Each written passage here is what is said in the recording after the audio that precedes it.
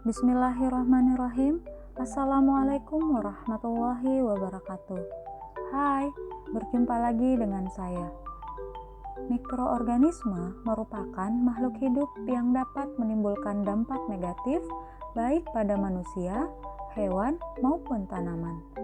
Dampak negatif yang ditimbulkan yaitu menyebabkan bahaya dan kerusakan.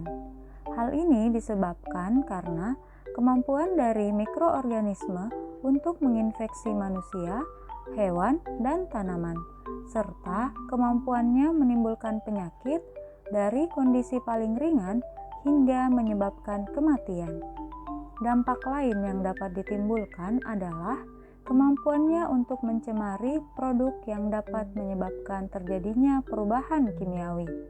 Nah, oleh karena itu, diperlukan suatu upaya untuk mengendalikan pertumbuhan dan kontaminasi dari mikroorganisme tersebut. Upaya pengendalian yang dimaksud berupa kegiatan yang dapat menghambat, membasmi, menyingkirkan mikroorganisme tersebut. Salah satu upaya yang dilakukan untuk mengendalikan pertumbuhan dan kontaminasi dari mikroorganisme adalah sterilisasi.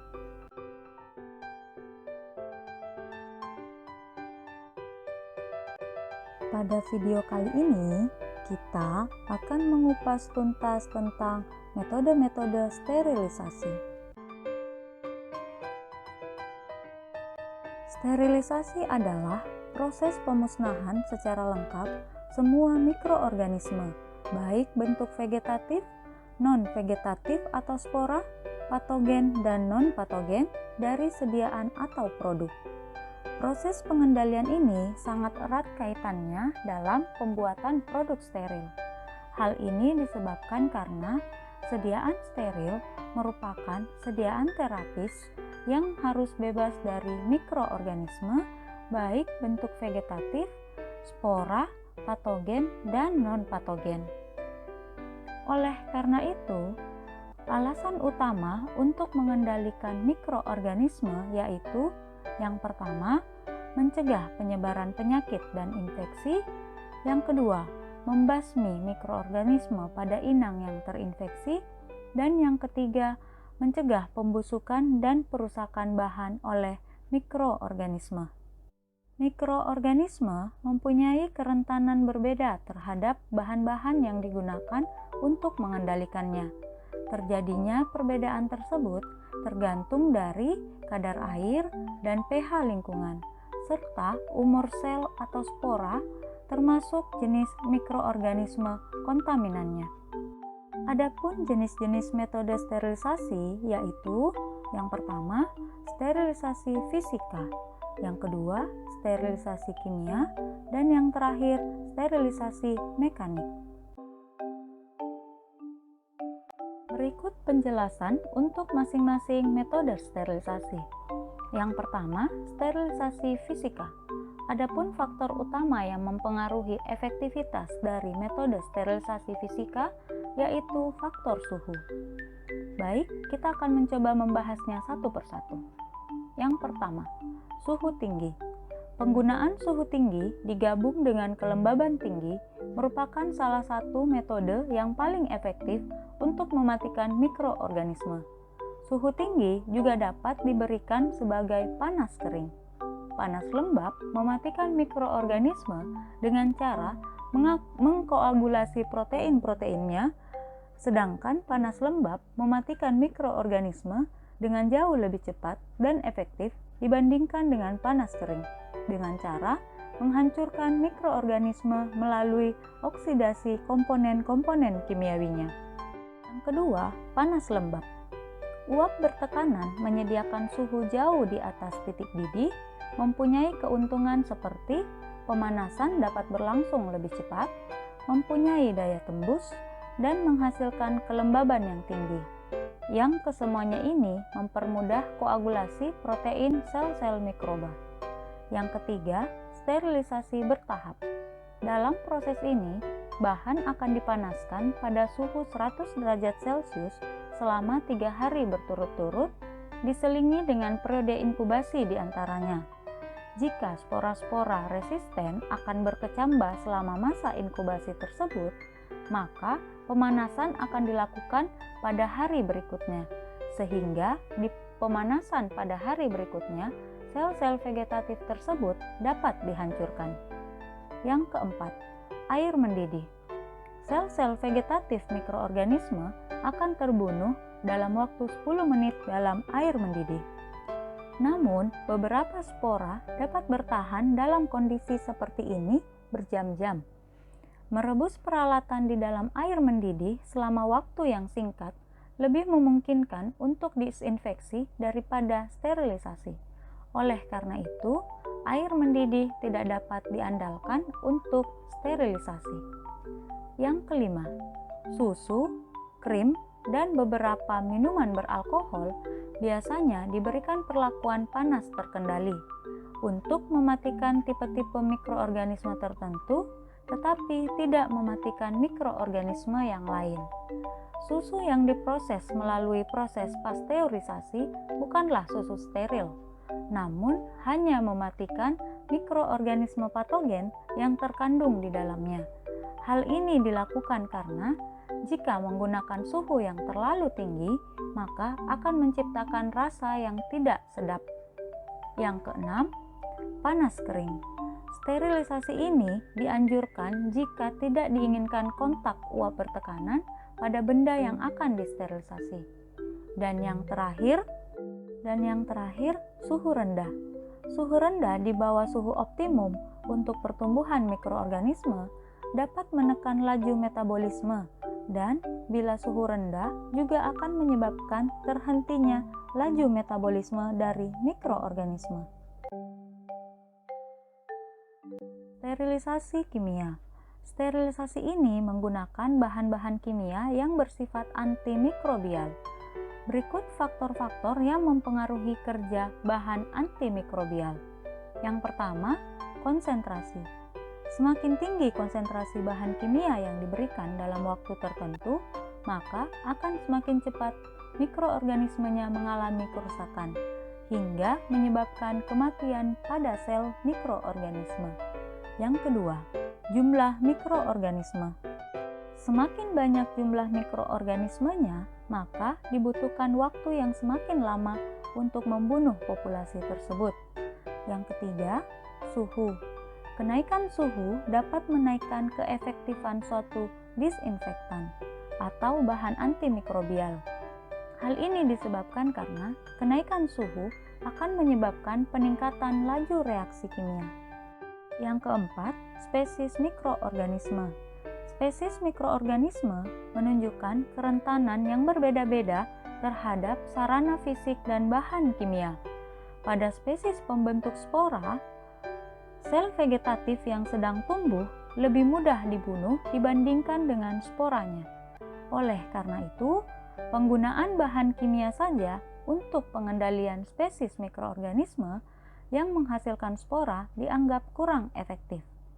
Yang kelima, adanya bahan organik.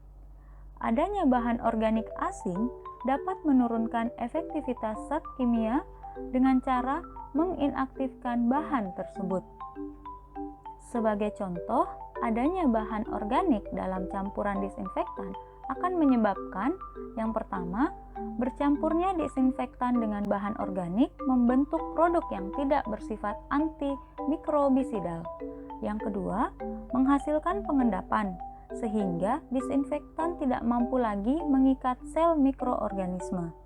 Yang ketiga, terjadinya akumulasi bahan organik pada permukaan sel mikroba menjadi suatu pelindung yang akan mengganggu kontak antara disinfektan dan sel mikroorganisme. Adapun contoh bahan organik yang dimaksud adalah serum atau darah. Faktor yang terakhir adalah pH. Mikroorganisme dalam pH asam dapat dibasmi dengan suhu yang lebih rendah dan dalam waktu yang lebih singkat dibandingkan dengan kondisi mikroorganisme dalam keadaan pH basah. Sterilisasi mekanik. Sterilisasi mekanik dapat dilakukan menggunakan teknik penyaringan. Metode ini dipilih untuk bahan yang tidak tahan terhadap peningkatan suhu. Sterilisasi mekanik dibagi menjadi dua. Yang pertama, filter bakteriologis. Filter bakteriologis menggunakan filter membran dengan berbagai variasi diameter pori. Diameter pori yang dimaksud berkisar 0,01 hingga 10 mikrometer dengan ketebalan kurang lebih 150 mikrometer. Yang kedua, filter udara, yakni menggunakan HEPA atau High Efficiency Particulate Air. Sistem udara laminar memungkinkan dialirkannya udara bersih ke dalam ruang tertutup. Nah, setelah menyimak penjelasan tadi, maka kita perlu mengetahui beberapa pertimbangan yang perlu diperhatikan untuk menentukan metode sterilisasi yang tepat. Pertimbangan tersebut meliputi waktu, biaya, stabilitas, dan efektivitas. Contoh pertimbangan pemilihan metode sterilisasi berdasarkan stabilitas alat ataupun bahan yang akan disterilisasi. Pertimbangan tersebut didasarkan pada stabilitas terhadap suhu pemanasan.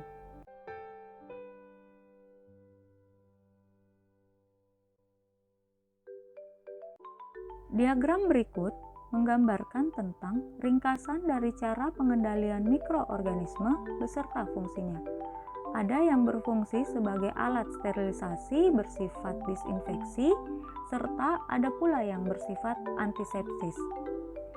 Adapun yang bersifat sterilisasi pada metode sterilisasi fisika, yakni penggunaan oven, autoklaf, insinersi, dan radiasi ionik.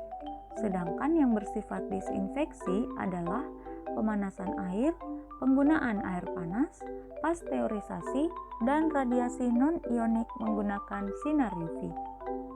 Pada sterilisasi kimia, yakni penggunaan zat kimia berupa gas, dapat bersifat sterilisasi dan disinfeksi. Sedangkan penggunaan zat kimia berupa cairan dapat bersifat antisepsis, disinfeksi, dan sterilisasi. Dan yang terakhir, pada sterilisasi kimiawi bersifat disinfeksi dan sterilisasi. Sterilisasi fisik menggunakan oven memiliki prinsip mengubah sifat protein membran melalui mekanisme denaturasi, dehidrasi, dan desikasi. Adapun suhu penggunaan oven berkisar antara 160 hingga 180 derajat Celcius selama 1 hingga 2 jam. Yang kedua, sterilisasi fisik menggunakan autoklaf dengan prinsip mengubah sifat protein membran melalui mekanisme denaturasi. Adapun penggunaan suhunya yakni 121 hingga 134 derajat Celcius dengan waktu 5 hingga 15 menit. Yang ketiga, sterilisasi kimia menggunakan bahan kimia atau bahan disinfeksi dengan prinsip mengubah sifat protein mikroorganisme. Contoh bahan kimia yang digunakan yakni perendaman alkohol 70% selama 24 jam. Selanjutnya, sterilisasi kimia menggunakan gas etilen oksida. Suhu yang digunakan adalah berkisar 45 hingga 63 derajat Celcius dengan kelembaban 30 hingga 70% dengan waktu 1 hingga 4 jam. Keempat teknik tersebut biasa digunakan untuk sterilisasi alat, baik untuk penggunaan di laboratorium maupun alat kesehatan. Sedangkan untuk bahan, sterilisasinya digolongkan menjadi 2, yaitu berdasarkan bentuk bahan. Yang pertama, bentuk bahan serbuk, semi-solid, liquid berbasis non-air atau cairan berminyak dapat disterilisasi menggunakan oven, radiasi, filtrasi, ataupun metode aseptik.